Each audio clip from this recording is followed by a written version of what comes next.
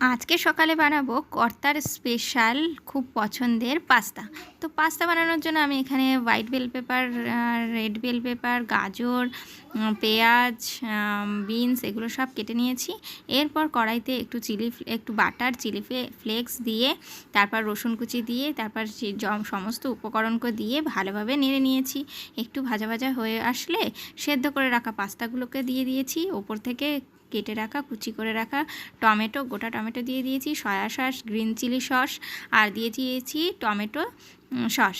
তো এগুলো দিয়ে ভালোভাবে মিশিয়ে নিয়েছি। আর তারপর একটু দেরি হয়ে গেল আনতে, সেটা হচ্ছে সবার লাস্টে আমি এরপর দিয়ে দিচ্ছি একটু বাটার আর একটু চিজ।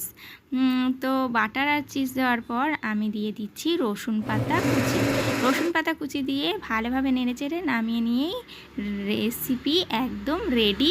দারুণ লাগে খেতে।